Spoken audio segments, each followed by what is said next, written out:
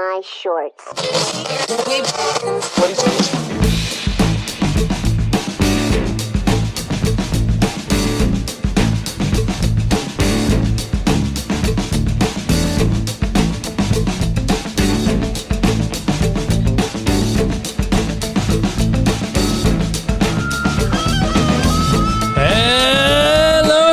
Welcome to the Dave Lee Down Under podcast. I'm, of course, your host, Dave Lee, and this is episode 24. 24. Oh, I remember when I was 24. Oh, don't think I do. That was so long ago. I forgot to unmute you. Oh, okay. Yeah. Oh, like that, is it? You're back All now. right. Stuff you. You're back, you were saying? I was saying, I think I don't remember being. I don't remember being 24. So long. I know. Ah, jeez. It was only a few years ago, me. 30 something. Yeah. 5 years, 4 years ago.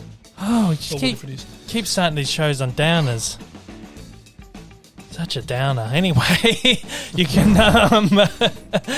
join us on the show every single Monday. The podcast goes out on all major podcasting platforms, including Apple Podcasts, Spotify, Google, Amazon Music, and Audible. It goes out on a couple of the smaller ones as well. I think most of the small ones, they just feed off the big ones, so it's there. So just wherever you listen to podcasts. Leeches, they are. The They small leech. ones. Yeah, Leeches. they They leech off everything. Yeah, exactly right. I had leeches on me once upon a time. Yeah. I've heard this story many times. My eye on and your everything. eyeballs, yeah. Two of them on my eyeball, behind my ears, everything. It was I still got a scar on my eyeball from it. That's awful, man.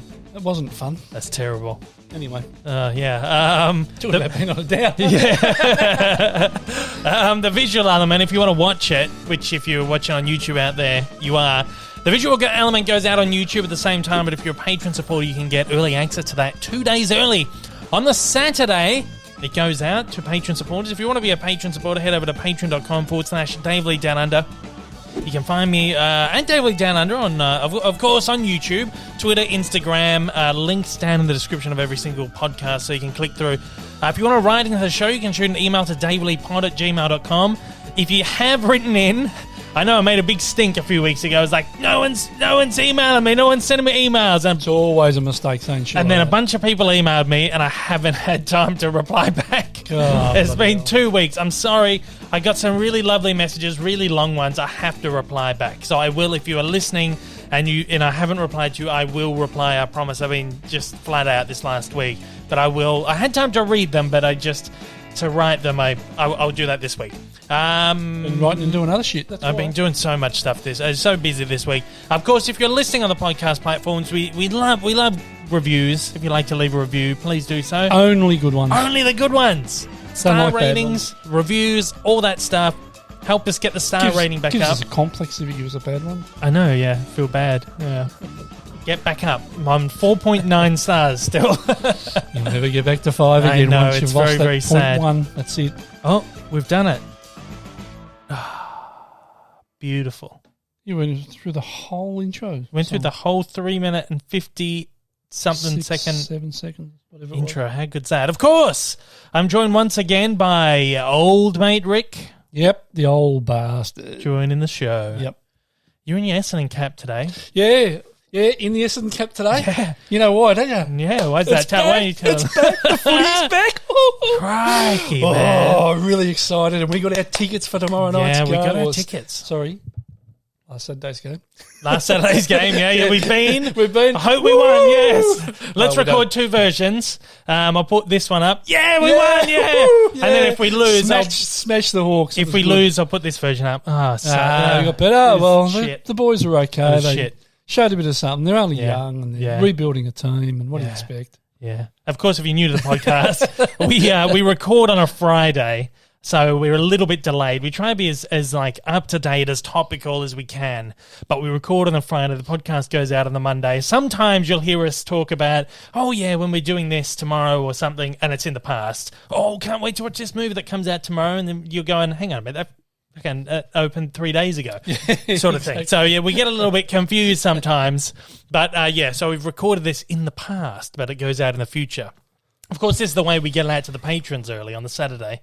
We record on the Friday, the patrons get it, and then everyone else gets it on the Monday. That's right. So How yeah, does it cost to become a patron? As little as $1 a month. Cheap ass. Yeah. You're a cheap. Your girlfriend always tells me that. I know. As little as $1 a month, you can play. There's a bunch of Hello, Alicia. Hello, Alicia. She's probably not listening, but hello. Probably not.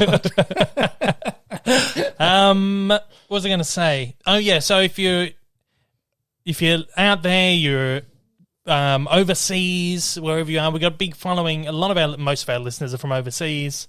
We're like the number 24th podcast in the Netherlands or something of all time. Not number one podcast ever, like number one in our category, which is like film reviews or something like that. We're like 24, holding stable there of all time. Crazy. So anyway, we've got lots of listeners overseas, which is great. If you're listening, the Essendon Bombers are, of course, our football team, Australian football, the AFL, Aussie rules. Australian rules football. And football's back. We haven't been to the football for a long time. No, well, we were in lockdown all last year, so they moved all the games up north, up to Queensland. It was Queensland? Yeah, it was up in Queensland. So we didn't bubble. So we didn't get to see our team play at all live. We saw it all on TV, of course. Yeah. Didn't get to go live, but Saturday night, woo! Yes! Last Saturday. That's what I'm saying. I didn't say last Saturday or this coming tomorrow Saturday. night. I didn't say tomorrow night. I said Saturday night. It's pretty cool. Yeah, it was pretty cool. I haven't been since 2018. No, that's right. Because I went overseas for like 2.5 years. No. And then I came back, I was like, yes, going to get to watch some football. Well, so and then for me, it's been 18 months, about 18 months, and you, it's been a bit it's almost 3 years now for me, yeah. July 2018 was the last game I went to. Oh, yeah, you're right. So it's nearly 2.5, nearly 3 years since I've been to a game. I was so excited to get back. When I was back last year, I was excited. I was like, yes, get back to the football. And then fucking COVID and lockdown and all that shit. So finally we've got back to the football, which is really great. But it feels like everything's getting back to normal now. I mean, it is a little. We've been doing a few film screenings, so we've been in cinemas with people. Well, this last week we got 3 coming up. Well, or have just been. Yeah, just been. we had one on Saturday, then we had the football Saturday night, and then we had another one Sunday. And then one tonight. Yes, one tonight. Crikey. Wow. So 3. I'm very nervous to even say what I'm seeing. I think I can, but I got in a little trouble not that long ago because I posted that I had seen a movie and they weren't happy that I'd posted that I'd seen Yet that film would have already been released overseas, hadn't it? No, it hadn't been. Okay. But usually you get an embargo on a film and it's fine to say you've seen it. Yeah, like right. I didn't post a review. I didn't say what my thoughts were. I didn't give a star review. I had just simply posted that I had seen the film, and they got a little bit annoyed with me that I'd posted that I'd seen it. Usually I have had the only one film in the past that I've had an embargo on saying that I've seen it was Wonder Woman 1984.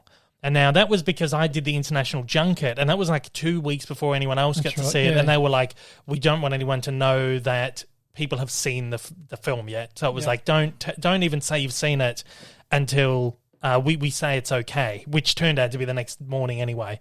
So that's the only one. And usually if you're not allowed to say you've seen it, it's written into that embargo that you have to sign. This one was nothing specific about... so anyway, I'm always just really nervous about... after that, I don't know, I'm just a bit nervous about saying what I'm seeing or what I've seen.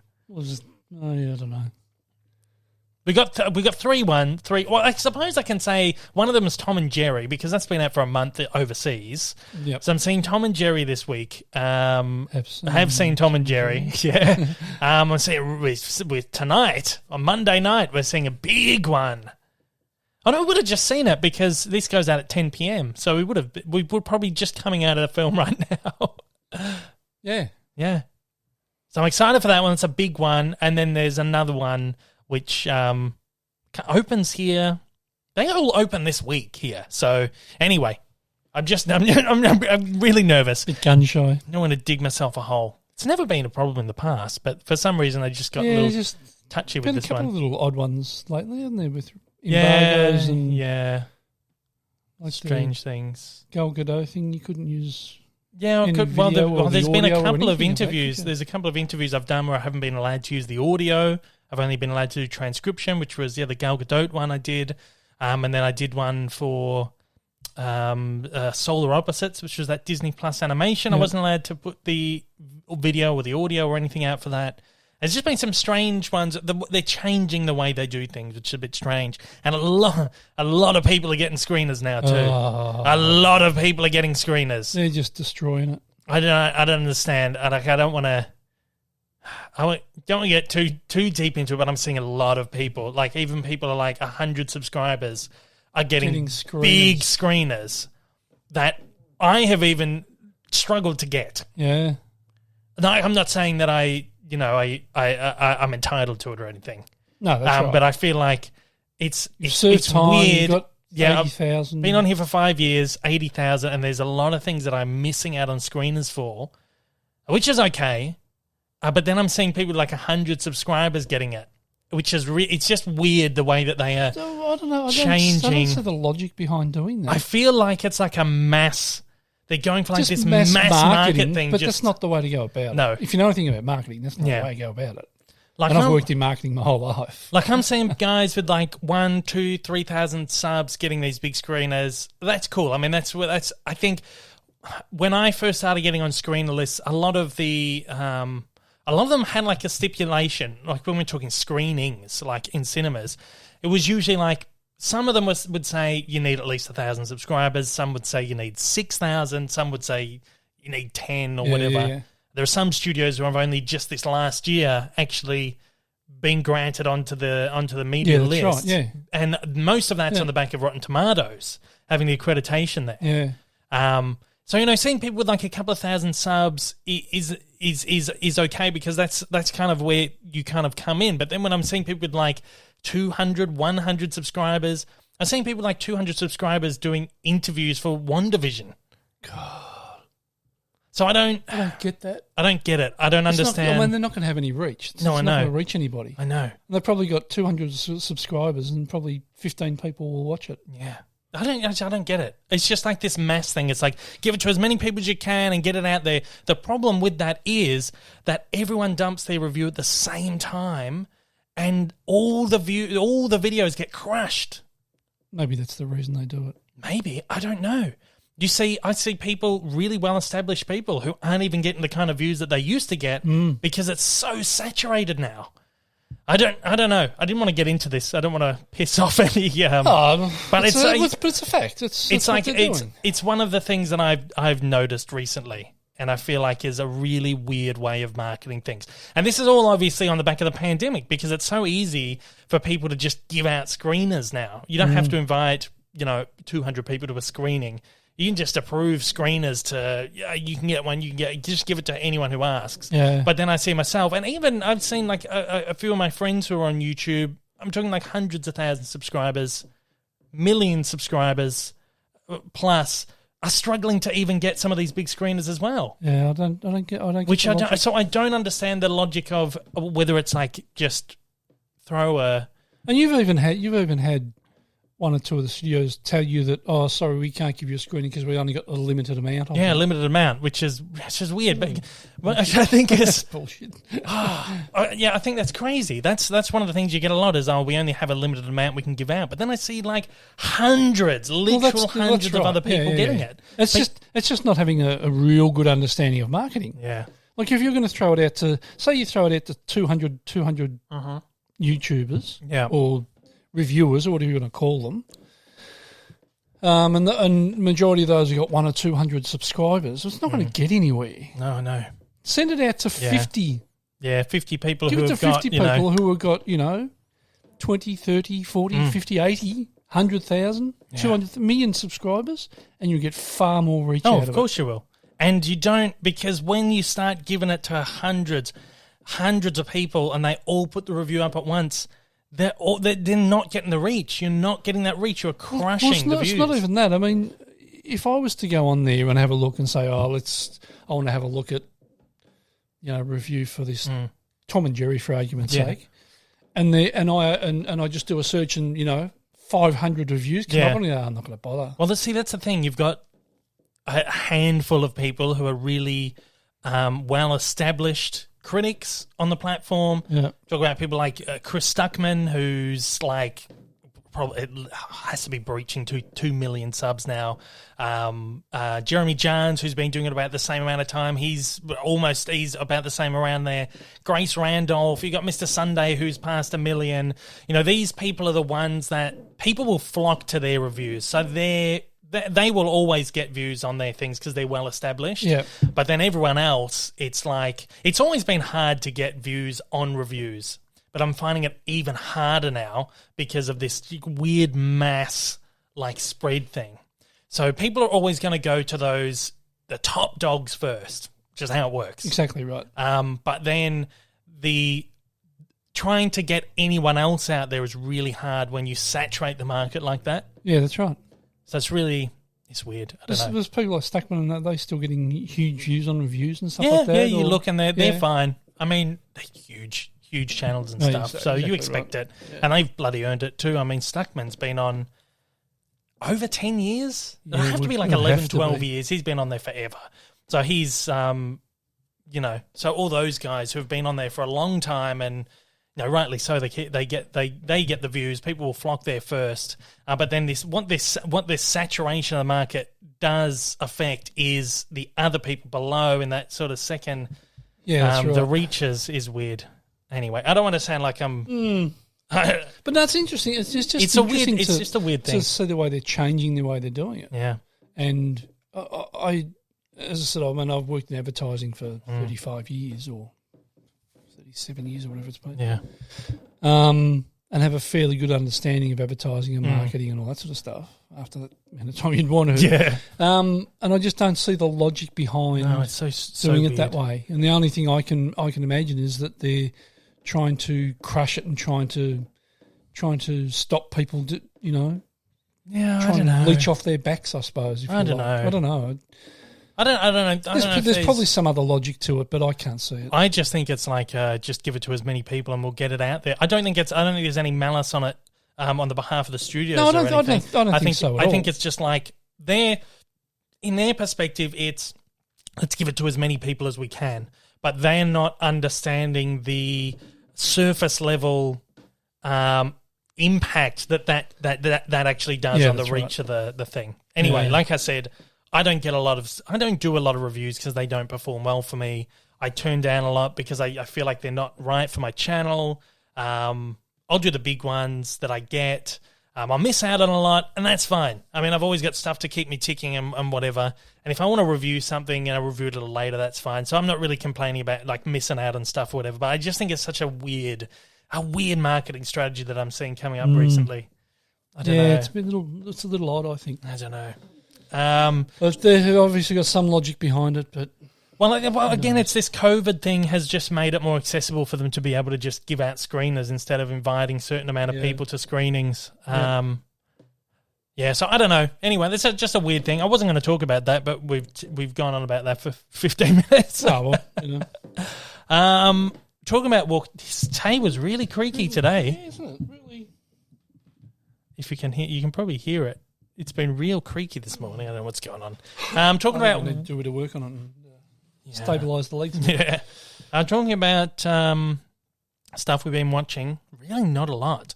Like I've been busy.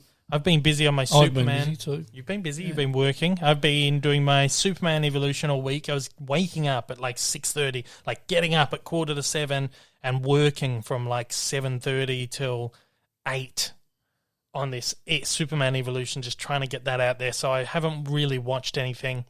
We had a little bit of a chance to watch a couple of things last weekend. We finally got around to The New Mutants, which was the last X-Men film sort of in that franchise. I thought it was okay. I got trashed. I was just saying, it slammed, didn't it? But I didn't mind it at all. I thought it was fine. I think, well, the only problem I could see with it is that it felt like the first act of a film. So it felt like it almost drew out like this one act into a full feature, and then it ends where they're about to go off and like do superhero shit or whatever. And it disappointed me a bit because I'd like to see where the story goes, and we're obviously not going to get another one. No. I thought it was fine. I thought it was fine. That was probably the only thing for me, was that it felt probably a little unfinished. Yeah. Not unfinished, but incomplete. Yeah. If you know what I mean. Yeah. you don't know where it goes and how it was finishing and it's shit like that. But as a standalone film, I didn't mind it. It was fine. I mean, because you know what I'm like. I watch film for the sake of watching film and enjoying film for what it is. Yeah. And not reading too much into it. Because my belief is that film is made for enjoyment. For people to sit down and watch and enjoy. Yeah. I think a lot of movies like this had a bit of it was in production hell for years. They had to reshoot it, like half of the film or something, had to do like extensive reshoots on it for whatever reason. Because the movie was crap, apparently. So the studio made them go back and reshoot it, half of it. So they reshot it, and they delayed the release date, and they delayed the release date again. They delayed the release. It just kept delaying the release date because the studio wasn't happy with the film. And then Disney purchased Fox. Of course, Fox was doing the X-Men films. And when Disney purchased Fox, the film got tied up in that as well. And they delayed it again and then delayed it again and dropped it in the middle of a pandemic. But I always feel like there's a tendency for people to be overly harsh on a film like that. Because you've heard for 3 or 4 years, this shit movie, it's gonna come. This shit movie's being delayed again. This shit movie's being they're reshooting this movie, and it's just like this weird sort of narrative you almost get in the media that surrounds the movie. And by the time it's out, people are in the headspace that it's crap, that it's a shit film, right? Yeah. But I thought it was fine. I thought it was okay. I would have liked to see more of it. Yeah, I would have liked to see. I'd more. like to see a follow-up film. Yeah, but as you said, we're not going to get it. So no stressing over. I know. Godzilla King of the Monsters we watched. Godzilla 2. Yeah, I wasn't big on it. Great. Now this is one that got slammed as well, but I can see why. I understand why. Yeah. I was never really a fan of Godzilla films. No, me either. I'm looking forward to no better. I'm looking forward to Godzilla Kong though, because I do like Kong. I'm a Kong fan, Team Kong. I don't know. I felt like I feel like my issues with it are the same as what I've been reading from other people. It's that there's a lot of focus on battle stuff, and the battle sequences are spectacular, like really fantastic. Yeah, they were. But it cuts back to the humans like really often. I mean, that's the kind of thing you would think would like hold the film together, like the narrative thread is the people. But you go back to the people, and their story is just so dull. Yeah. And it's like you get halfway through this epic action scene and it's cut short by going back to the people for like 20 minutes. And you're like, I just want to see fucking Godzilla shoot shit out of his chest and blow up some shit, right? But I don't know. It's weird to complain about something like that where it's like, oh, you keep cutting back to the people. But this is like this kind of film is like a spectacle where you're going to see a big dinosaur just tear apart some other monsters and shit. Yeah. It'll be fine, but I felt like the human storyline was just dull. Yep. No, I agree with that. Just kept cutting back, and it was like, it breaks the tension of the fight. Really disjointed. Yeah, really disjointed. I mean, the performances were great. We had the coach was in there, Kyle Chandler. Oh, yeah, that's right. Yeah, it was too. Who else was in it? I can't even remember who was in it now. Millie Bobby Brown. Billy Bobby Brown. Billy Bobby. You idiots. Billy Bob Thornton. Millie Bobby Brown was in there. And who was the mother? Vera Farmiga? I never know how to pronounce Farmiga. Yeah, that's probably it. The cast was great, but the characters were just dull and boring, and their story was... What ratings that got on IMDb? 6. That's probably about right, I'd say. Like a lot of it was... Vera Farmiga. Ken Watanabe was in it too. He was really good. Bradley Whitford, yeah. I like Brad Whitford. Yeah, he's good. Really dry. He's always good, yeah. Good fun. Great in the West Wing. So terrific. And Billy Madison. O'Shea Jackson Jr., yeah. He's in it too. He's carved himself a good little career, he's done really well, yeah. Very good. He's been terrific. I quite like him, like his old man too. Yeah. You know, no, he's very good. Really like. There's a lot of really good stuff in the film. The cast is top notch, stellar. Yeah, exactly. But then there's narratively and the editing and stuff was a little bit off. Here's one. I'm interested to hear you. Annihilation. This is one I've been waiting for ages. I've been trying to get this for ages on 4K disc.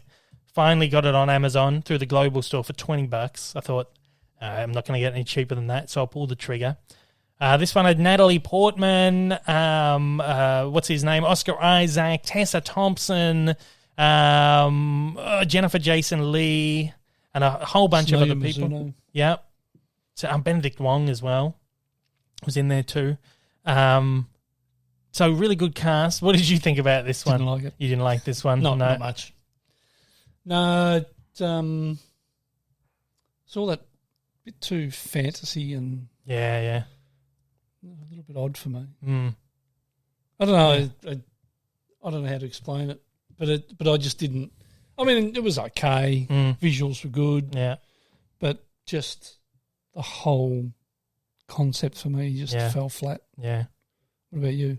I liked it. Did you? Yeah, but it's one of Natalie Portman. That's why. Oh yeah, I do love Natalie Portman. Yeah, she's my favourite. Sorry, Alicia. No, she's terrific. She's my favourite actress. Black Swan. Oh, that film is just amazing. She's terrific in that film. Oh, I love her as well. She's a great actress. She picks some weird stuff though. Yeah, she picks a lot of weird stuff. Just really odd. Because the filmmaker, what else did he make? He did Ex Machina. I loved that film, which was terrific. Which was Oscar Isaac was in that fantasy as film. well. But yeah. I enjoyed that. Sci-fi. Sci-fi. It's one of those movies that is just. It's a little pretentious, and I'm not a huge. Neither are you. Not a huge fan of like pretentious cinema. No, well, that's what I said. Which I think what put you off. I thought it was a bit pretentious and a film he made for himself. Yeah, didn't make for an audience. I thought that's bad in itself. Yeah. I usually don't like that. Like, there's a lot of, like, The Tree of Life I can't get behind. Worst. I was speaking about that before. That's one of the worst films ever made, I reckon. It is terrible. Just dreadful. Terrible. But this, I felt like there was some of the ideas that they explored, I thought was actually quite interesting. It's one of those movies where you kind of don't know how you feel about it until afterwards, and you think about it, back on it, and you think, well, actually, that's, really... I think... The great thing about science fiction, and neither of us are really huge science fiction fans either, especially like traditional sci-fi, not like the space opera, Star Wars, Avengers stuff. No. When you talk about like traditional sci-fi, there's a lot of really great things you can delve into, like themes and stuff you can touch on in sci-fi. Very existential stuff and whatever. And a lot of that can come off a bit pretentious, and maybe this film is a little bit, but I think some of the themes that it explored was actually really good. That scene with the bear was crazy. Really, or were you asleep in this bear? I could have been asleep in that part. The bear, I don't want to spoil it for anyone who hasn't seen it, but there's how long has it been out? It's been out for ages. 2 years. There's this scene with a bear where the bear kills someone and takes on her on her like spirit or something, and when the bear like makes a noise, it's the woman screaming. That's right. And it is terrifying. Right. I remember now. It is it's one of the most unsettling things I've seen for a long time. And I think based on some of the things they did in it was really good. I don't feel like it all comes together like incredibly well, but I think just the themes they explored, the visuals are stunning. It's one of those movies that I just feel like I want to revisit and just see how I feel about it. It was like that, remember that one with... what's her name from Spider-Man? The original Spider-Man films, and Bring It On, and Kirsten Dunst. Melancholia. Remember that one where it was like the world was going to end? It was like the moon was coming down. I can't remember. The moon was coming down, vaguely. And it's like the whole film is just like an exploration of depression and grief. But they use like this weird, fantastical kind of apocalyptic thing as like the way to explore it. Like I really like that's a movie I watched and at the time was like, this is awful, but you think back on it, you're like, that's actually really good. Well, there were two films like that for me. Yeah. And that was the Guy Pearce one. Memento. Yeah. Which I enjoyed when I watched it, but I had to wrap my head around it to get the whole concept. And wondered why, while watching the film, I was getting frustrated and angry and whatever. And it was purely and simply because the filmmaker wanted to put you in his position. Yeah. And it did exactly that. Yeah. And when I thought about it the following day, it clicked with me, and I thought, "Oh my God, what a brilliant concept and what a great film!" And then I rewatched it again and understood it completely that time, and just thought it was one of the most incredible films made. Right. And the other one was Oh Brother. Oh Brother, we're out there. Yeah. It was a bit similar thing. It was a bit odd. I didn't know whether I liked it or not, and I've said it before that I was driving to work the following day, and dawned on me what I liked about it and how good a film it actually was. Mm. Yeah, so, it's one of those things. There's quite a few movies that are like that where you watch it and But I didn't have one of those light bulb moments with this. No, with this one. Maybe I need to rewatch it. Maybe I was a bit tired watching it. Maybe. I think the only thing that, like, I've seen a lot of people saying the ending is great. I didn't think I really liked the ending that much. Like, it got a bit too much for me at the end. Yeah. It's just a bit too over, just a bit too much. Yeah. I think it just took it that extra step. But leading up to that, I enjoyed it mostly, for the most part. Thought it was quite good. So that's really all we've watched. We watched another one of those DC animated movies. We watched Superman, Batman, Apocalypse. I don't really remember it, but it was Superman and Batman fighting some guys. It was pretty good. They went up to Apocalypse and they were fighting with Wonder Woman with the what do you call them, the Amazonians and all that shit. Yep. That was pretty good. And they fought Apocalypse or whatever his name is, Doomsday or whatever. Yeah, and the animation. Darkseid. Love the animation. Oh yeah, so good. It's a real traditional sort of feel to it. Got so many of them we have to get through. I've got like almost all of them now. There's like 30-something of them. And we've just finished the first season of Harley Quinn, which I will still praise. I love it. It is so good. It's pretty good. So good. Terrific. It's good to see it. It's good to see a essentially superhuman. Yeah, superhero cartoon made for adults. Yeah, so good. It's like Family Guy, but like you get your DC characters in there. Superman comes more like American Dad or something, because that's worse than Family Guy. Oh yeah, I suppose. Oh no, what's another one? Archer. It's like like that similar humour. Yeah, that's right. It's really great. I think it's a terrific show. Just finished season 1, going to get onto season 2, and season 3 is dropping this year later, which is exciting. Now, I didn't do this last week. I was going to do this last week. I completely forgot about it. I've been putting this off for weeks. Don't know why. What about Deadwood? Oh, yeah, Deadwood update. Are you ready, guys? Yeah. You don't have your hat today? No, I don't have. Because there's nothing to update. That's it. But we have decided we're going to watch one episode a week, and we'll start that next week. Yeah, we mentioned this. Definitely start it next week. We're going to do it. We're going to go, all right, like Tuesday or Wednesday, whatever. We're going to go. That's our Tuesday Deadwood night. Sounds like a good night. Tuesday night is our Tuesday Deadwood. We're going to watch one a week until we get through it, because we really don't have that much left. We're like halfway through.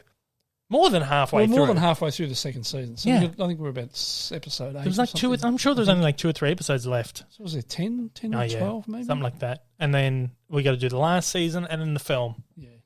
So that's fine. I keep thinking, oh gosh, there's a movie as well, but it's just like watching an episode and a half, really. Yeah, exactly right. So it's fine. You just got to look at that as like the last like feature-length finale episode, and we'll be fine. We're going to do it. We're going to start this week. We're going to get through Deadwood. So get those bingo cards ready for when we finally finish Deadwood. For those who, again, I have to do this every time. If you're only a new listener, we've been struggling to get through Deadwood for years, and we're determined to finally finish it now. Because we started it when it first came out, then we started again, and then we started again last year. And we thought we'll get through it this time. And we haven't watched it for like 3 months. Yeah, exactly right. So it's going to happen again. So we need to finish it. We need to finish it. So as I was saying, I was going to do this last week, completely forgot about it. The week before I had Austin Burke on, so I didn't get time to do it then. I was actually going to have Austin on this week to talk Oscars, but our times didn't line up this week. So I'll try and get him on next week, or we'll try and because we've got to talk about the Oscar nominations. Yep. And neither of us have really seen many of the films that are up for nomination, so there's no point talking about it this week. But when I can get Austin on, we'll talk Oscar noms. It's going to be great. So when are the Oscars? When are they? End of April, I think, this year, yeah. Usually it's February, but it's end of April this year because of everything. This is a thing I've been wanting to do in a few weeks. It's the Letterboxd Wrapped. I do this we're nearly at the end of March, and this is my end of Feb Letterboxd Wrap. So obviously I get up every morning, I watch a film. I have in the last 2 or 3 weeks. I've been doing my Superman video. I don't know how many movies I've watched this month, not many.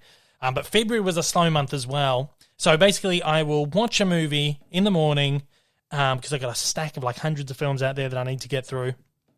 And then I will log it on Letterboxd. I'll write a review, like a tiny review. I just give like a paragraph review because I can't be asked writing full reviews. Now, Austin is someone who does massive reviews, and they're awesome. He's got like 10,000 followers on Letterboxd or something. Awesome stuff. But I just can't be asked. That's one extra thing for me to have to do. So I do a little paragraph. Sometimes they're a bit funny. You don't have to take Letterboxd too seriously, which is great. So I do my little Letterboxd review. I give it a star rating, whatever, and it's logged. So you can go and follow me on Letterboxd. I think I'm just on there with like Dave Lee Down Under or something. You'll find me. So at the end of every month, I want to do like a wrap up to kind of track how we're going, how many movies I've watched that month, what my most watched actors are for the year, and then at the end of the year, you get like the massive, this how many I've watched, whatever. So anyway, in January, I watched 59 movies, which was enormous because it was like every morning, and then every like weekend we'll watch a movie, whatever, heaps of movies. As of the end of Feb, I had watched 39 movies in February. Slack. Yeah, got slack. That's 20 less. Again, because it'll be even less this month. It's going to be terrible this month. It's going to be a shocking month. So we'll update on that probably in 2 weeks' time, my March. But yeah, so 39 films in Feb, which takes us to, what's that? Probably 80, just under 100 films. Yeah. Just under 100 for the year. 98. I can't remember what I watched last year. It was like 500 and something. So I was going to try and beat that. I don't think it's going to happen because I'm just so slack. Oh, that's 98 in 2 months. I suppose. If you did, that's an average of, what's that, an average of 49 a month. Yeah. If you did that, that's nearly 600 films. Yeah. Oh, jeez, let's do it.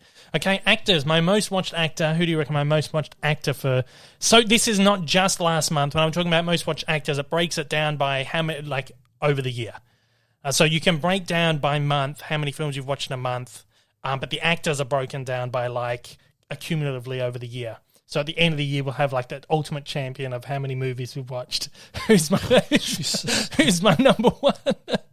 Get some trophies made up. Yeah. My number one. You've been watching a lot of that shit. It's the man. JCVD. I'm number one Jean-Claude Van Fan at the moment. So we've watched 6 Jean-Claude films. I'm coming in with 4. This is like coming in second place. We've got Common, who just appears in random shit. I just love Common. He just always pops up. Oh, there he is again. We watched like a string of movies like recently where it was like obviously 4 films. He's just randomly turned up. We're like, oh, there he is again. What's going on? Yeah, he's great. And then a guy called Lance Reddick, who I feel like is someone who's just might be just like in the back. I think you'll recognize him. He's one of those guys that is just like there. He's one of those, what they call those guys who just appear in films. Yeah. And he was in, I think he may have been in the John Wick films. So that accounts for 3 out of 4. Oh, there you go. I don't know what the 4th one was, though. Godzilla vs. Kong. Oh, there you go. Oh, no, but that was this month. Oh, no, Godzilla vs. Kong. So that's the one that's just about to come out, yeah. So I'm not sure what the 4th film with who. So, but anyway, he's at 4 films this month, Lance Reddick. And then coming in at 3 watches each, there's a bunch of them. Ian McShane. That doesn't include Deadwood. But Ian McShane, Keanu Reeves, well, obviously because they were both from John Wick. John Wick, yeah. Michael Jai White, John Leguizamo, Nick Cage, Ed Harris, Andy Garcia, Martin Sheen, Lawrence Fishburne, and Clint Eastwood, all in at 3. So it's interesting. So we'll see how that shapes up. Directors, we've got a massive tie at the moment. They're all hanging. This breaks down in the same way that the actors do, so this is cumulatively for the year. Directors, all coming in with 2 films for the year, is Clint Eastwood, Ron Howard, Ridley Scott. So I've watched 2 films from each of those this year. That was last month as well, January. So they had 2 films in January. So I obviously didn't watch any more of their movies in February. No. But they were joined in February, also on 2, S. Craig Zahler, David Cronenberg, and Wayne Blair. Okay, so they're all on 2. But here's a catch. The director of the John Wick trilogy has swooped in with a steal with 3 films. And that's did he do all 3, did he? Yeah, Chad Stahelski. Didn't they make a couple of those at the same time or something? John Wick, or were they made separately? I'm not sure. I think they do 2. Did they do 2 and 3 back to back? Maybe. The second? Usually they'll do the first one, and then if the first one's any good, they'll do 2 and 3 back to back. I can't remember. I'm not sure. I'm probably speaking shit again. No, I don't know, because they all came out within a pretty short period. I don't know. Could be, but I'm not sure. So that's my Letterboxd wrap for February. Very delayed, and we'll do a March one probably next week or the week after. TV-wise this week, we finished... What was that one called with Ross? Intelligence. Intelligence, yeah. It had Ross in it, David Schwimmer, and I can't remember the other guy's name. The guy who actually wrote the show. What's his name? It's like a British show where it's like set at MI6 or whatever the British government is. Nick Mohammed, that's his name. Yeah, he's awesome too. It's a comedic show. David Schwimmer is like an American FBI agent, and he comes in to kind of overlook them, but then it turns out that there's a reason he's there, whatever. We spoke about this last week. Decent show. Wasn't not great, but it's something to put on and enjoy. It's just David Schwimmer playing... It's right. Every David time I see it, I'm like, Schwimmer that's just playing right. Ross as a bloody... Was FBI agent. No, it wasn't FBI. It was... they call them the the NSA or whatever NSA. it is. Yeah. Yeah. So it's okay. I mean, it's like 20-minute episodes. It's easy enough to watch. We watched most of it in a night. It was okay. It was okay. Nice and light and easy to watch. But we finished that, and we started on Apple TV. 6.1 on IMDb. Yeah, 6.1. Right. Yeah, I'd say so. It's enjoyable. Nick Mohammed's fantastic. He was in Ted Lasso as well. Yeah, he was so funny. The ball boy or whatever he was. Yeah, it was the something like that. Yeah, it was like the assistant that was around the club. Yeah, the drinks boy, something like that. Yeah, no, really good. He's great, and David Schwimmer, of course, is Ross. So it's a bit of fun. After he gave up chasing dinosaurs. Yeah. And so we've just started a new one on Apple TV. We've almost finished it. It's got 2 episodes left on it, called Trying. I can never remember the names of them who are in there. You were on IMDb. This is one I'd never really heard about. There's not much on Apple TV. You don't really hear about much on Apple TV. But we have it. I got it for free with I bought a new iPhone last year. They gave me 12 free months, and then they extended it by 6 more months. So we've been just going through Apple TV. Yeah. Rafe Spall and Esther Smith are the 2 leads in it. And this chick, what's her name? Ophelia Lovabond. Was she the one that was she was she was the green chick. Guardians of the Galaxy. Yeah. What do you think about this one? I enjoy it. Yeah. It's really good. Really enjoy it. It's really, really good. And it's bizarre watching shows and you see places you've been in the world. You know? Yeah. Well, because it's a British show. I think it's a co-production with BBC. Oh, right. So they're in London. They're living in what's it called? Camden. Yeah. Around the Camden Market area. But there was one episode we watched last night where they did they took these kids, because the show's about they're trying to have kids, but they can't have kids, so they're going through the adoption process. Yeah. So there's this last night's episode that we watched. They babysit their friends' kids for a day and take them on a treasure hunt around London, and it's just weird to see, particularly because I spent 2 years over there. I was in London so much. I've been to all the places. Yeah. Been there. Yeah, been there. Even just weird little places that are a bit off the map. Been there too. And then you kind of get them. There's a scene where they're standing outside Buckingham Palace and they're talking about going down to the bridge, not London Bridge, whatever it's called, the famous bridge that's there. I was thinking, fuck that! I wouldn't be walking there from fucking Buckingham Palace. No way. But it's a bit of a walk. Yeah, but you've done it too. You've been there and done the walk and been to Trafalgar Square and Buckingham Palace and the bridge and all that. So even where everything exactly is. Right. Kind of. It's weird being from somewhere else and now. Before we travelled anywhere, it's like watching a movie you don't know, but after you've been to the place and you're you kind of know the geography of it, it's kind of strange. Yeah. Yeah. And even Camden, because we did the Camden we did the markets and stuff.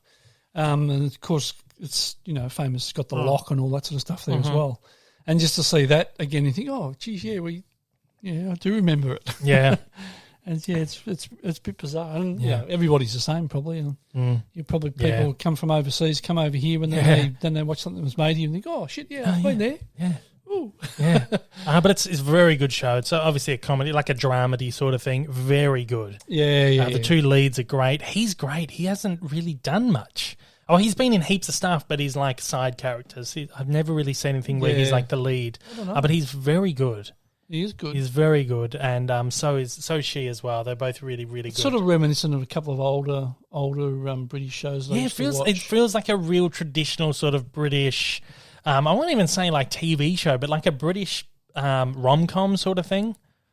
Yeah, to me it feels it is a bit. To me, it feels very much like something like a Notting Hill or something like that. Just that kind of style. Yeah, there was a British TV series years ago that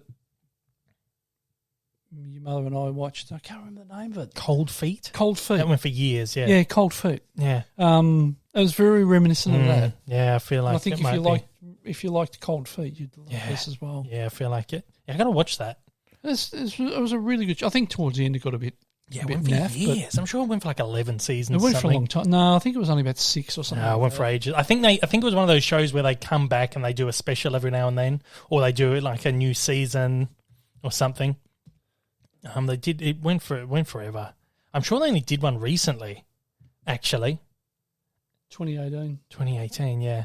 15 seasons. Oh, no, that's the rating. That's the rating. We're getting a little off track here, talking about Cold Feet. Anyway, if you scroll down, it'll tell you how many seasons there are. I'm sure. There you go.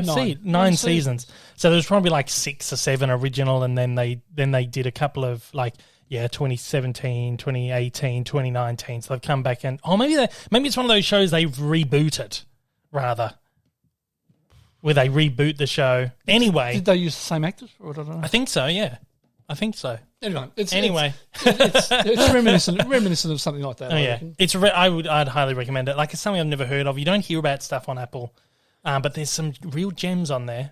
You got to look for them though. Yeah, it's really difficult to navigate. Really difficult to navigate on Apple.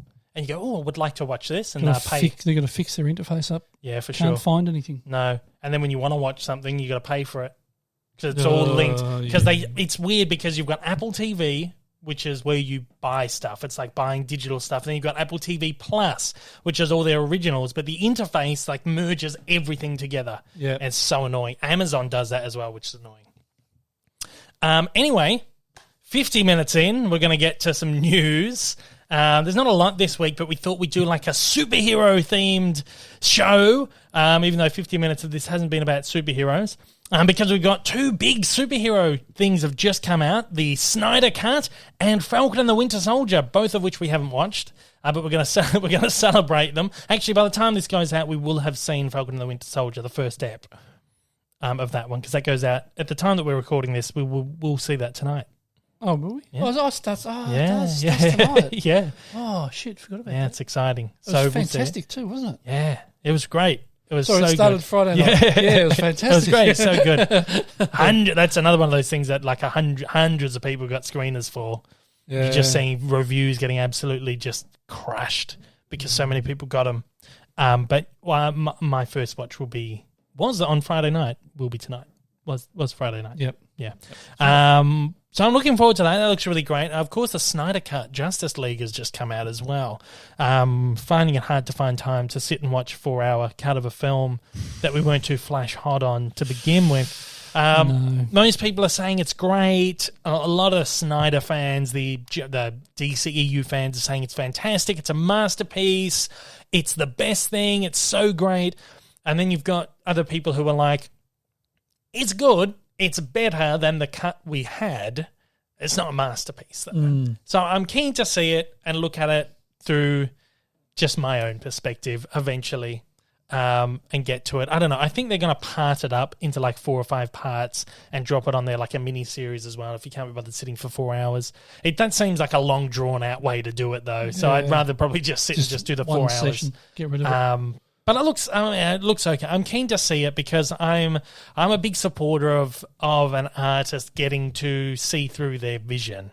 And Exactly right. unfortunately, Zack Snyder was unable to see his vision the first time round, and they've given him the chance to do that. Here's $70 million and finish off your film. He went back, did reshoots and stuff, and they've just re-released it. All the fans are happy.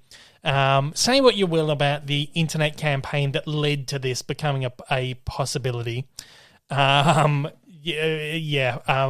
think it sets a dangerous precedent where fans can, not all of them, but a portion of the fan base who are very vocal, but not perhaps in the most positive ways, how this kind of thing can get into a studio and make them make decisions. I feel like it sets a dangerous precedent, but then at the end of the day, I'm happy that this guy got to see his vision through because he got absolutely done over. I don't know if you know the situation surrounding it all. Not really. His daughter committed suicide. Right. He had to leave the film. And when he left it, Warner Brothers took their opportunity to go, oh, we're just going to replace you with Joss Whedon, and Joss Whedon, you can do whatever the hell you want with the movie. He reshot like 70% of it or something, maybe 50%, and tried to make it more like Avengers. Yeah. And everyone hated it. It was like crap. Absolutely trash. We didn't terrible. enjoy it. Yeah. It was overdone. Way overdone. So Snyder's been given his $70 million to come in and redo his version of the movie. Which is how he'd originally envisioned it. It's got like open thread. He was originally going to do like a trilogy, Justice League trilogy. So there's apparently like open threads that like were to lead into the next movie. Now everyone's starting a new campaign, which is restore the Snyderverse and trying to push Warner Brothers into, doing the next two movies or whatever. So there's like this battle now between, which version is actually canon within the actual universe of films now, where the fans will say it's the Zack Snyder's Justice League. I would think that'd be the case. Well, it would, but the studio is making the films in line with the other movie. So they would have to they'd have to retcon it and go, that doesn't count. But anyway, there's so much surrounding this, which is crazy. But I am happy that this guy got to see through his vision, because I think it was just unfairly done over, especially surrounding the events surrounding why he left the film in the first place. They let Whedon do whatever he wanted because Batman v Superman hadn't come out when they were making Justice League. And then when that came out, got absolutely trashed, like really negative reviews, whatever, very divisive. Warner Brothers got cold feet, essentially, and went, let's get the Avengers going to just make this more Marvel. That backfired as well. So anyway, we'll see that. But I thought we'd talk about it. I haven't seen it yet, but I thought we'd talk about it anyway because it's the big hot topic at the moment. I'm keen to see it. Like I'd like to see it. Just for that reason.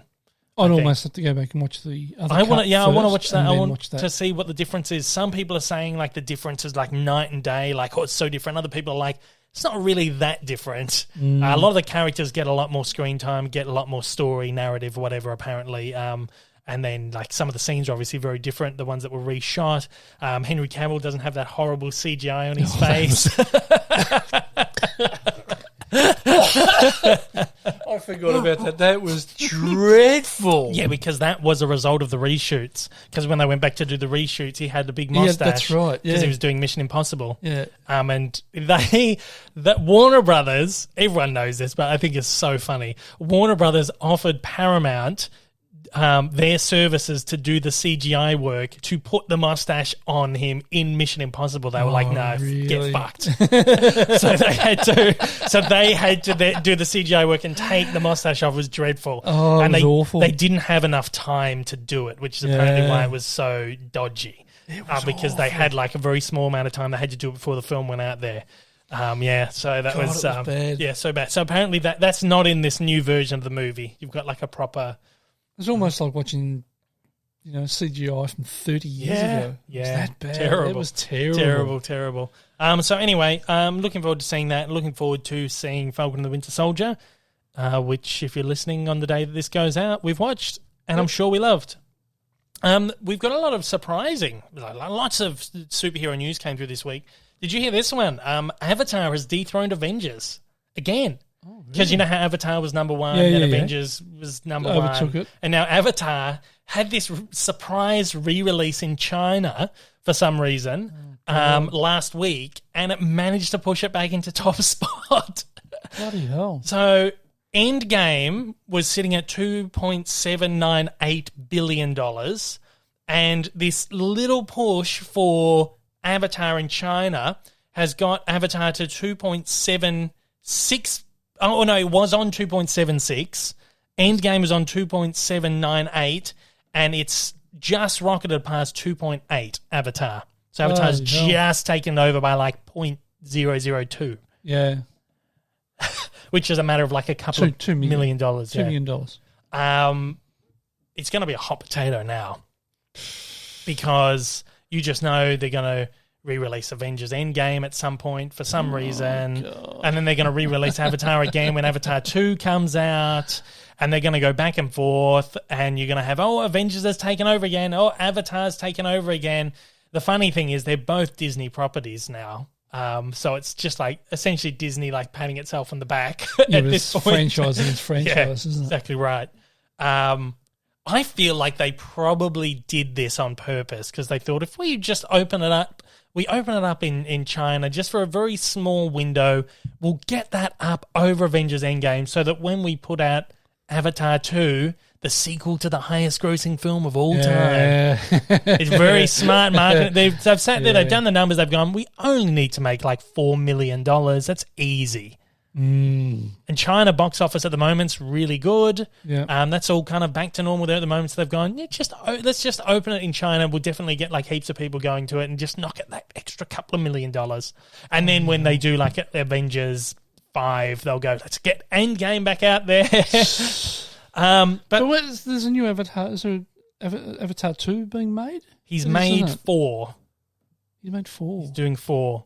He's just finished the second one. I think he's shot 2 and 3 maybe, but he's doing like 4 back to back. That's why he's in New Zealand at the moment. Oh, he's like moved out to New Zealand, set up camp in New Zealand, and just working on Avatar. Not a bad place to. Yeah, exactly right. So he's got 5 Avatar films coming out, and they got no pandemic there, really. No, exactly right. I think that's why he moved there. Yeah, freedom. Actually, no, he might have moved there. He must have moved there before the pandemic, but he was very lucky that the pandemic didn't affect New Zealand very much. They shut down a little bit, I think, but then they reopened pretty quickly. But the interesting thing about this is that Avatar has had 4 releases. It was released in 2009, so it had its original theatrical run. It was re-released in 2010 for a special edition, which was like an extended cut. It had some sort of re-release in 2020. I'm not sure what that was. It might have been another one of these funny things that just comes out of nowhere. And then they've just re-released it last week. So that's 4. It's also worth taking into account the tickets for the first run. The sales were wildly inflated by 3D sales because that was the first movie that really tried to push 3D movies. Yeah, that's right. And obviously tickets are like $10 more expensive, so it made a lot more money off the back of 3D tickets. But then you also have to take into account that Endgame has opened 10 years later, where ticket prices are more inflated than they were in 2019 anyway. So it's like a grey area where you kind of, but Endgame's had 2 releases. It had the original re-release in 2019 and they had the special edition release in 2019. But because the special edition, which was just like they added a couple of deleted scenes at the end of the credits, like unfinished CGI scenes, just to throw it back out there. They marketed like, special edition of Endgame with new scenes. And it was literally, they put like 2 animatics at the end of the credits. People were so pissed off. They went and watched this 3.5-hour movie again for a couple of like Blu-ray deleted scenes. Crazy. But because that special edition was released was so soon after the original release, it's technically not considered a re-release. So the money that it made in that release, because the film was still playing at the time. Oh, okay. Because it was so close, the film was still playing, all that money is just kind of, they consider that as part of the initial run for the film. Can understand that. Yeah. We've got some other superhero news. As I said, DC back in the news. They're planning to make a film based on the superhero Hourman. Who the fuck is Hourman? I have no idea. Never heard of him. I've never heard of this guy. I think he's like a really obscure DC character. So there's some pen pusher that thinks we got 1 hour to get this done. Let's do it. I think he might be. It looks like, judging by a couple of pictures I put up on Google, I think he might be in that Stargirl series that's part of the Arrowverse. I think he might be a character that's on that. The Hollywood Reporter says that Hourman centers on a brilliant yet troubled pharmaceutical analyst, pen pusher. No disrespect to pharmaceutical analysts out there. I couldn't do what they're doing. But he's a pharmaceutical analyst who discovers that the visions that have plagued him since childhood are actually glimpses of tragic events occurring 1 hour in the future. Actually sounds like a decent concept, to be honest. Yeah, I suppose. Yeah, I get that. He's determined to win back his ex-wife and son and heroically prevents these tragedies from unfolding, finding both purpose and redemption along the way. Sounds okay. This is a character that first debuted in Adventure Comics number 48 in April 1940. I'm surprised I've never heard of him until just now. Jesus, he's 81 years old. Yeah, well, there you go. Only a couple of years after Superman. He's a really obscure character. DC really... I would want to know how DC choose how to make their films, because they pick some really weird properties, and their franchise has not worked well. The way they went about doing the Batman v Superman and Justice League and all that without properly establishing a universe, and then going straight into Suicide Squad, which was really obscure characters, and that movie tanked at the box office, and it's almost like they just throw darts and go, yeah, let's try that. So now, it's landed on Hourman, let's do that one. And the weird thing about this is that it's written by two people who've really done nothing. A guy called Gavin James, who's literally got no credits to his name on IMDb other than in the stage production of Les Mis, and also appeared as a session singer in the film. And another guy called Neil Widener, who directed, his only real credit on there is this film called Subdivision Colorado, which was made in 2004. It looks like a student film. I think it might be a student film. But he's also currently writing San Andreas 2 and Now You See Me 3. So there's a couple of people who don't really have anything to their names. It's kind of, good on them for getting this break, but it's kind of, it's odd. It sounds like a really odd production. And I wouldn't be shocked if it didn't happen. Oh, it's a bizarre character. So weird. Just everything surrounding this is weird. How would you... It sounds like it's throwing darts at characters. Yeah. Oh, Hourman. It looks good. Oh, yeah, how can we make that one work? Give bloody Cyborg a film, or The Martian Manhunter. If we're going for obscure characters, at least go for ones that people know. I feel like DC haven't built the reputation... you will go and see any Marvel film now. They have established themselves so well. They won Marvel. They won me over with Iron Man, because it's a character that I'd never really heard of, and it's such a brilliant film. And then they throw up, what's her name? Captain America. Captain America. You always knew of Captain America. Yeah, but then Guardians of the Galaxy. So those characters there knew nothing. Captain Marvel. Captain Marvel. So you kind of. But a lot of the characters they're doing are really obscure. WandaVision, for example, Black Widow, Scarlet Witch, and the Vision, but they are at this point now where they have won that audience's, and you trust them, you trust them, and they're going to produce something you enjoy. I don't know anything about this character, but I'll watch it and I'll, enjoy it. Ant-Man. For crying out loud. I mean... I remember when we first heard about Ant-Man, we thought, what the hell is that? Yeah. And we sort of couldn't understand why they were doing that character, but of course... So I feel like Warner's keeps trying to do that thing where they pick an obscure character like Marvel and try and, this is going to be the next... But because they don't have that audience trust, people don't go to see the films.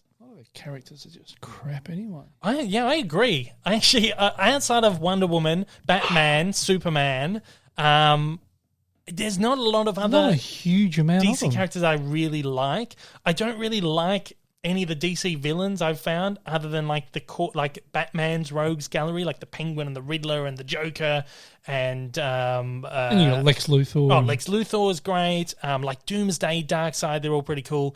But I find the more I look into DC, the more I don't enjoy it as much as I enjoy the Marvel characters. I don't know. There's an interesting question. I wonder if those that made those that made the Marvel films, whether they were entrusted with the, like if we didn't have Marvel at all, right, and they were entrusted with the DC films, whether we'd be enjoying DC films now. Well, yeah, I don't know. Well, like I always say, Batman, Superman, they were the ones we always had, and we loved them, and then Marvel came in like took out number one spot. So I don't know.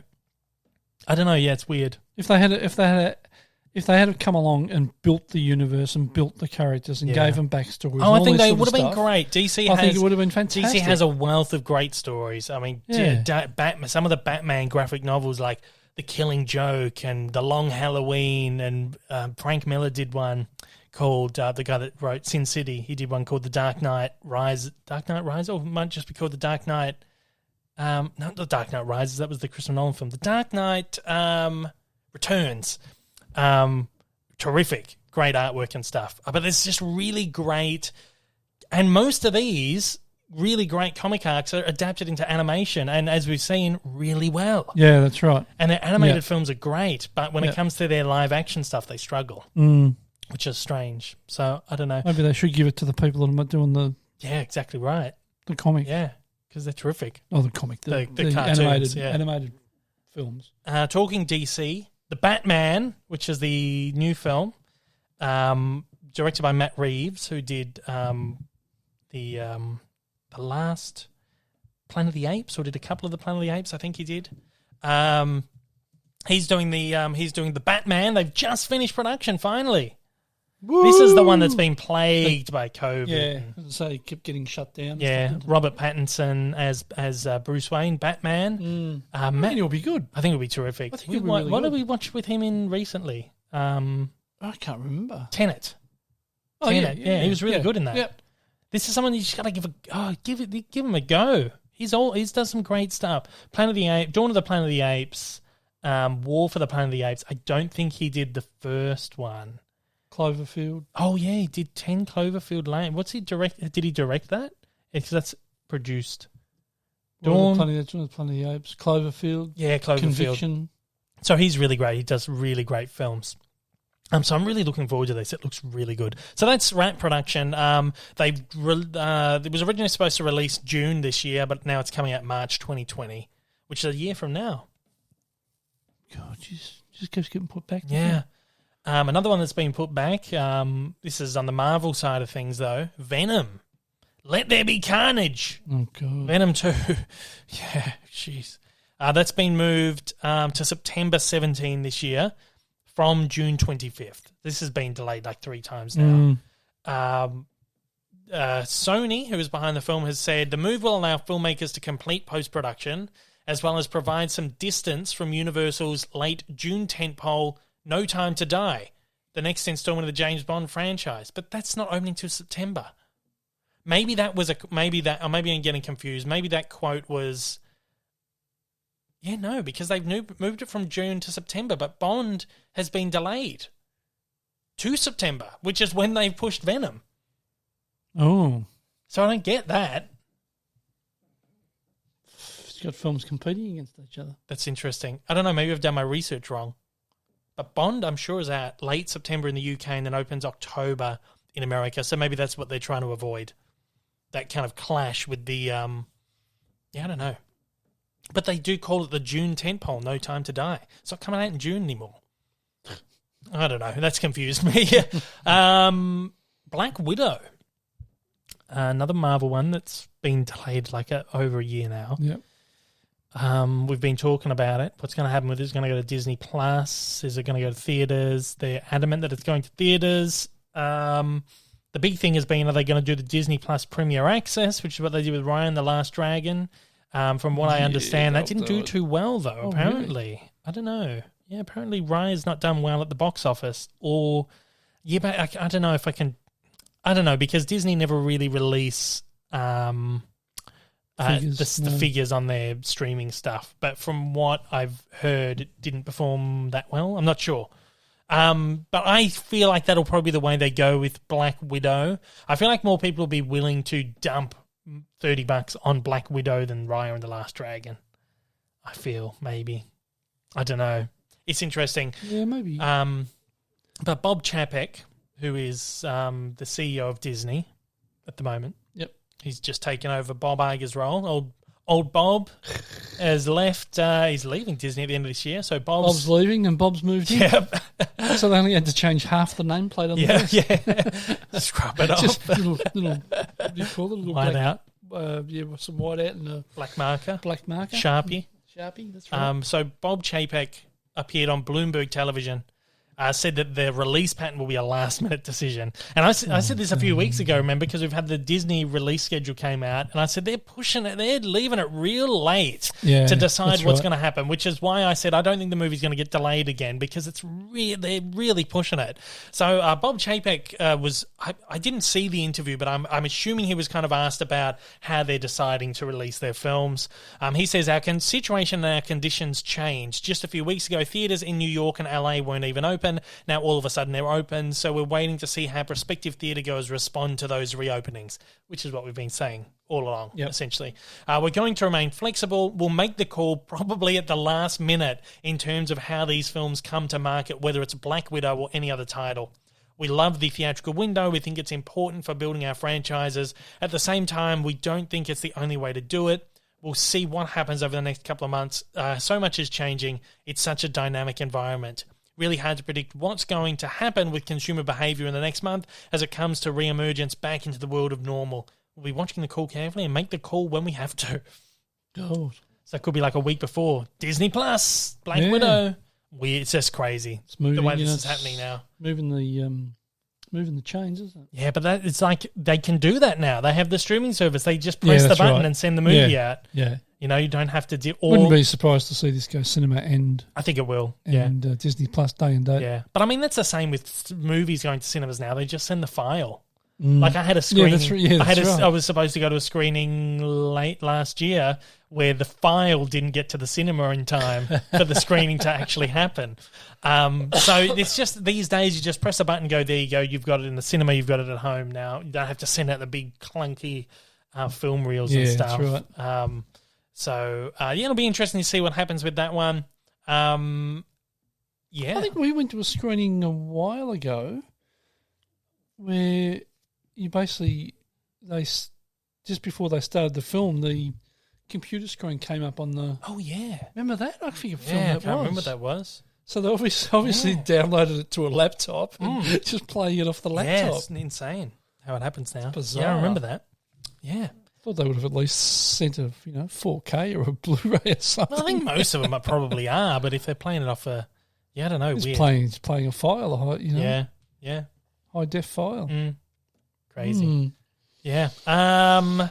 That's pretty much it for the big news, really. But kind of spitballing off that, surprise, surprise, the US box office fell during COVID. Oh, no, really? Yeah, gosh. I would never have picked it. This has just come out. The annual report of the Motion Picture Association showed that digital subscribers hit the 1 billion mark globally for the first time as moviegoing collapsed last year amid the pandemic. For the first time, I think this was a Hollywood Reporter article, for the first time, subscribers of online services crossed 1 billion, a 26% gain over 2019. The global mobile home entertainment market generated revenue of almost $70 billion, a 23% jump over 2019. According to the Motion Picture Association of America, the US box office fell to $2.2 billion in 2020, an unprecedented 80% decline from $12 billion the year before. Well, and I didn't see that coming. Yeah. Bloody hell. So it's all very obvious, but it's kind of interesting to see how it's actually broken down like that. Remember AMC cinemas? They were about to go bankrupt last year. Didn't they? Yeah, they were very close. At the last minute this year, investors led a $1 billion cash infusion and saved them. So they're back up on their feet, and they're saying that they're going to open 99% of their cinemas by the end of the week. Oh, gosh. Yeah. My God. We'd never have picked that. I would have thought they would have probably shut, at least half their cinemas down. Because that's what they're talking about, weren't they? Well, they're the a lot of them down. I can't remember the name of them, but their arm in the UK closed down a bunch of cinemas, remember? Yeah, that's temporarily. Right. Yep. And we kind of thought, Readings? they're probably not Readings reading or cinemas. Reading, Yeah. yeah. You're right. I think readings. Oh, jeez. Readings or something? Or? AMC. I think it's readings. We've got readings here. No, that's haven't what we, I'm thinking. Yeah, ours is readings. It's I can't remember what they were called. But yeah, their UK arm theaters close. Let's see. No, I don't know. I can't find anything. I can't remember what they're called. Cineworld. Yeah. So that's interesting to kind of see how things are kind of, now that the vaccine rollout's going, things are slowly opening. UK's got their road to recovery plan. I'm assuming the US has now as well. You'd hope so. You've got new presidents coming. He's doing things differently. They're getting things moving, and the vaccine's going out worldwide, and things are slowly getting back to normal. So it's going to be interesting to see how this tracks over the next year or so. Yeah, well, it's no surprise box office dropped. Yeah, no, not at all. Well, those figures. There's no real surprise. No, not at all. Like with box office dropping and subscribing. Yeah, obviously. Skyrocketing. Obviously, cinemas were closed, so that's going to drop, and people were at home watching stuff on TV. I don't know how people are surprised by it, to be honest. No, not surprised at all. It's just interesting to see it kind of broken down like that. So anyway, road to recovery, which is really good. So it's going to be interesting to see what happens with films going forward. I mean, we've got 3 this week. Well, last weekend we had 3 films. And 1 tonight. No, 2 on the weekend, 1 tonight. Yeah, which we probably just come out of, because it's it would be, if you listen to this at the time it went out, 10 p.m, it's now about 11:15. Yep. So we've definitely seen the movie by now. And I can tell you that I'm not going to say that. I'll get in trouble. They'll be like, hey, you broke embargo. What are you doing? But I'll have reviews for those 3 films out this week, which is going to be exciting. Awesome. Let's do some subscriber questions and close this one out early today. What do you reckon? Yeah, good. I'm hungry. I'm starving, man. Something to eat. Yeah. Okay, let's do a few. I picked a couple out this week. Okay. Yeah. Living my Jeff life. Yeah. Patreon again, Jeff. Thanks, mate. Yeah. For sending another question in. Do you or old mate Rick have any movies or shows that you are embarrassed to be a fan of? Any guilty pleasures? You go. Anything you're embarrassed by? Guilty pleasure? I don't get embarrassed by much at all. No. No, I wouldn't think so. No, I'm the same. I feel like... I think people are a little bit surprised when I say one of my favourite films of all time is something like Amadeus. Yeah. But I'm not embarrassed by it. I think it's a great film. Yeah. Love it. Yeah, I agree. I'm the same. I feel like just watch... Embarrassed about showing my head in public sometimes. Yeah. That's a different story. No, I don't know. I feel like... No, like you shouldn't be embarrassed by what you like. I mean, I feel like there's a lot of movies that just have like a core demographic. And I feel like a lot of people get embarrassed that they enjoy something that's outside of their demographic, whether that's animation. There's a stigma that animation is aimed at children, or that rom-coms are for women, or, whatever. Yeah, that's right. But I feel like you can't view cinema through that, that kind of lens. You can't view movies like that. Just watch what you like. Movies are movies. If it's a good story, it's a good story. Right. It doesn't matter what genre it is, what style it is. Just enjoy it and don't be embarrassed by it. It's just like music, isn't it? Yeah, we'll listen to everything from classical, Mozart and Beethoven, right through to rock and soft rock and alternative and just a bit of country and a bit of everything. Yeah, if it's good music, it's good music. Same with film. It's exactly good film. right. It's good film. Yeah, but guilty pleasures, I suppose Adam Sandler films are that's what I was going to pleasures. say. Adam Sandler, they're real probably. Guilty pleasures. And a lot of older films are, have enjoyment, like old Presley films or for sure. Jerry Lewis, Dean Martin films I really enjoy. Charlton Heston, John Claude, like that's a perfect example. Guilty pleasure. So there's a lot of guilty pleasures, but I wouldn't say you'd be embarrassed by it. I'm not embarrassed by it. No. There's a lot more things that I should be embarrassed about, but I'm not. Okay, Mr. Josh. What piece of Superman media was your favourite to discover, research during the making of your evolution? Oh. Amazing job on it as well. Can't wait for more. Thank you very much. You can, of course, find my Superman Evolution. It's gone up. Very excited about it. Loved Get it. on and watch My it. It's favourite awesome. one I've ever done, I think. It's been a long time on this, like 4 weeks. Yeah, it's Yeah, a long time. I found the whole process of it really fascinating. Like, I enjoyed the whole thing. But I feel like the thing that was most exciting for me was like diving into the inception of the character and how it took him like 5 years to get the character like published. I just thought that was really fascinating. Something I'd never really delved into before. I've read into the making of the films. I was alive when they made Superman Returns. I was alive when they doing the Justice League thing. So you kind of know it as it's happening. Yep. And then of course the Christopher Reeve films are films I've loved my whole life. So the kind of the backstory of the comics and the development of the character I found was really quite interesting. Something I'd never really dived into before. Yeah, I've only watched about the first half hour of it. Yeah. That first half hour was really fascinating for me. Yeah. Just because there was a lot of the history that I didn't know about, obviously. And you think, oh, God, is that where it came from? Oh, is that, you know? Like even things like where they got the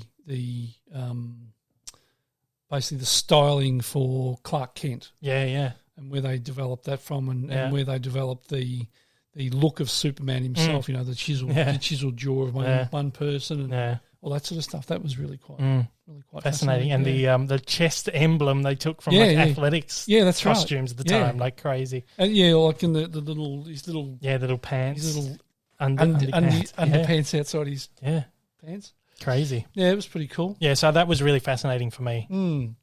Mr. Brightside, the Superman pop culture evolution was really interesting. Looking forward to the next one. Absolutely love the podcast, Dave. Thank you. Just a comment. It's a comment. I thought it was a nice comment. I'll put it in there. Yeah. Work myself up. Myra? Myra, yeah. Myra, wouldn't Myra. it? Not Myra. Myra Cordero. Yeah. Are you going to do a video about Batman and Robin? What's the interesting thing? I knew as soon as I dropped this, I knew all the comments would be, do Batman, do Batman, do Batman. I would hope to do Batman. I wanted to do him this year to coincide with the film. But if I get around to doing Batman, it'll be next year when the film comes out. But it's something I'd like to do. It depends on how well the Superman one goes. If this one tanks, then probably not. We'll see. Well, we'll see. Yeah, fingers crossed. Yep. Ice Luigi Star Pictures. What a great name for a... Yeah, Ice Luigi Ice Star Luigi Pictures. Star Pictures. Wonder how he came up with that. Know. Let us know how you came up with your Ice Luigi Star Pictures name. Are there any cartoon or voiceover lessons you have planned for the year? Got my whole year planned. I know what I'm doing for the rest of the year. And you're not I'm not going to say. No, I'm not going to say. So I think there's a couple of Patreons that might know. Yeah, I think the patrons know. I need to do another discussion with I need to do Patreons. another subscriber chat. Yeah, a patron chat. Yeah. Because the last one, I just told them everything. They know the whole year. Exactly right. That's going to change a little bit, but they know. There's 3 or 4 of them who showed up for that. Yeah. 4 of them, I think. Yeah, and they all know. Yeah. Ice Cream Hero wants to know, what are your hobbies outside of film? Gosh, I don't have time for anything else these days, really. Football, going to football when we can. I enjoy traveling. I like just going places, nature, going for a walk, whatever, just stuff like that. I don't know, but most of the time I'm sitting in this dark room watching movies or making videos about movies. That's about it. Now, before we get to this one, there was one more question that I completely forgot to even put on the thing. This is a new guy named Alex from Alex's Movie Corner who has just subscribed to the Patreon. So thank you very much, Alex. Just this morning I got the notification of that, actually. He says, I'm a relatively new YouTuber. I've been doing it since October. I'm almost on 300 subscribers. Which I know is a tiny number, he says. That's a very good effort for since October. Is there any advice you can give me to stand out in an oversaturated market? So many new YouTubers popping up all the time. Love what you do, Dave, and just become a Patreon supporter. Take care. Thank you, Alex. It's hard, man. Be original. Be original. Be yourself. Put a spin on it. Do something that other people aren't doing and be the first person to do it. And I know it's very hard now because the market is so saturated. Yep. And like we were saying before, even I struggle at 80,000 to get screeners, to get views on reviews. He's got 300. He might get screeners. You might get screeners, yeah. Reach out. Yeah, exactly right. It's really tough. And even no matter what level you are, and I've spoken to guys who are, hundreds of thousands of subscribers who still struggle. Yeah. and it's hard to get views on things, and it's such an oversaturated market now. Best of luck, as I can say. Be yourself. Just find a way to stand out. And you just got to be prepared to put in the hard yards and do the work, and there's a really good video by Casey. Yeah, Casey Neistat, where he talks about YouTubing, and basically the bottom line for him was that you've got to treat it like a job. Yeah. And you've got to turn up for work every day. Yeah. That doesn't necessarily mean upload a video every day. No, that's right. As long as you're working on something. You're working on it every day. Yeah. Just like me, I don't upload every day. At one point, I was doing a video every day. I feel like that got me a little traction. I would recommend that, but I know it's not feasible for everyone to do a video every single day. Yeah, but have like a rhythm. What's the word I'm looking for? A rhythm's a rhythm to how you're doing stuff, and whether that's a video a week, a video a month, a video just so a day. People get to know your patterns. Yeah, exactly right. Have a pattern, and just best of luck, man. It's tough out there. Yeah, there's so many people out there doing it at the moment, but don't let it discourage you. Don't let it discourage you. Just and if you got the time and you got the will and you want to do it, well, you just got to persist. It takes a long time because you've been doing it 4 years, 5 years next week. 5 years and still 80,000. Yeah. So, it's it tough. can take 10 years to sort of build a really big channel. Yeah. So, we got one more here. This is our buddy Walter Souza. Wants to know if we've watched these films again. Yep. Wow. My God, here we go. We got some more Walter films. Souza. Right. Have you seen movies like Mean Girls? Yes.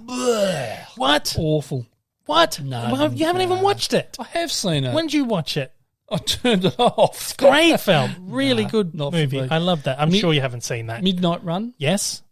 Have I seen Midnight Run? Don't know. Robert De Niro and Charles Grodin. Very good. I watched it not long ago. Rushmore? Yes. Silver Linings Playbook? Yes. Yes. Right. 10 Things I Hate About You? Yeah. Of course. Great film. Good. Enough Said? I think we have. I don't know what it is. Enough Said. I wonder what that one is. I feel like we have watched that one. I know the title. Or it might just be one of those ones that just... Gee, so much for a rapid fire. Oh, yeah, that's that last film that James Gandolfini did. Oh, yeah. That was good. Yeah. That was good. 25th Hour? Yes. Yes. Really good. Conan the Barbarian? No, not yet. It's sitting out there. I've not really watched the full film. I've seen a bit of it. It's sitting out there. Big Trouble in Little China? Yep. Heavyweights? No, I don't think so.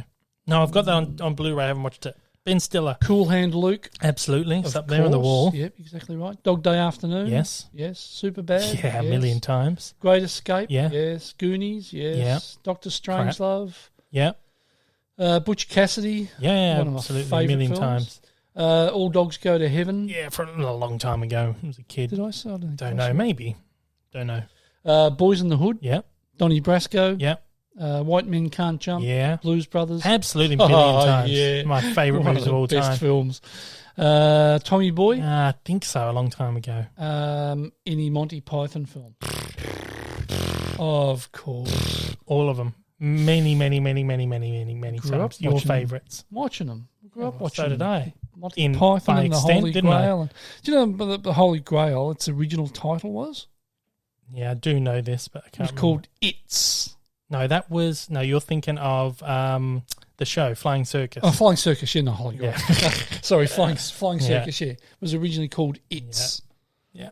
That's why you get that old bloke coming out of the water. And he goes, It's. Yeah. There you go. Yeah, a bit of crap trivia there for you, if you didn't know. Thank you very much. Appreciate it.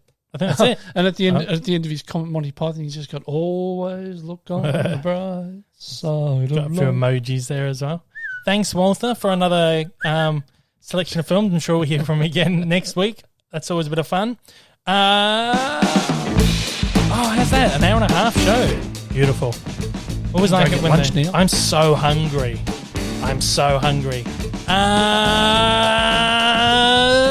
that's all we have time for. Thanks for listening. The podcast goes out every single Monday on all podcasting platforms, including Apple, Spotify, Google, Amazon, and Audible. The visual element is available on YouTube at the same time, but if you're a Patreon supporter, you can get it 2 days earlier at patreon.com/Dave Lee Down Under. You can get that for as little as $1 a month. Cheap ass. A dollary-do.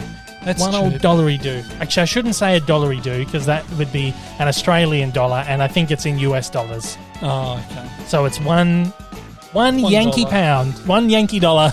No, I don't know what I'm saying. Huh? A Greenback. greenback. Yeah. You can find me on YouTube at Dave Lee Down Under, over on Twitter, Instagram, Dave Lee Down Under. Links in the description of every podcast, so you can just click on through and get it. Go get it. If you're listening on the podcast platforms, please leave a review and a rating. Helps. Only good ones. Only the good ones. Say it all the time. Just want good ones. Have to get that rating back up from 4.9 stars. Get back to 5. Nah. It's never going to happen ever, is it? 4.99 is the best you'll ever get now. Bastards. I reckon. It sucks. No, well. Anyway, YouTube preview. Last week I dropped my Superman Evolution, so go check that one out. It's a big one. It's a big beast of an evolution. Took me 4 weeks to do. It's 50 minutes long. Don't let it deter you because it's great. Watch it in a couple of parts if you have to watch Part it. it up. There's I had some cartoon news up last week. Some Monsters Inc. series that's going to Disney Plus. We'll talk about that. This week I'm going to have my reviews for 3 movies.